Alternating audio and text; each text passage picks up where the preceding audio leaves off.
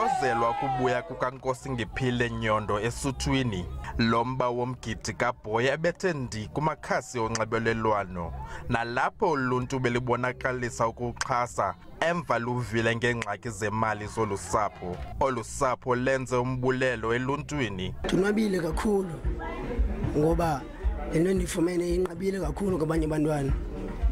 Nami ndothusile kwaye beningayindelanga ngoba nesister yami khange ngixelele nibayizayenza. But at the same time ndiyabulela nakuye kodwa kakhulu kulona nakubantu abathe badonate. Ndibulela kakhulu mina apha kumhlophe apha inhliziyweni yami.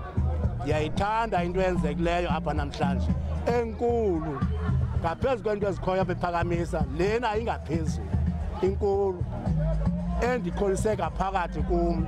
Lowo owaqala eliphulo umgidi kaBoy lona linamandla bawuti usothukile kukusabela koluntu emva kokondlala imeko yekhaya lakwaNyondo kumaqonga onxibelelwano. Manje ngikhala but kubhlungu kumnandi kubhlungu because ndafika apha ingekenzeke lento safika ndakufunda ubunjani balendawo ndakhathazeka ukuziva ezinye izinto okanye ndizibonele ngawamamehlo.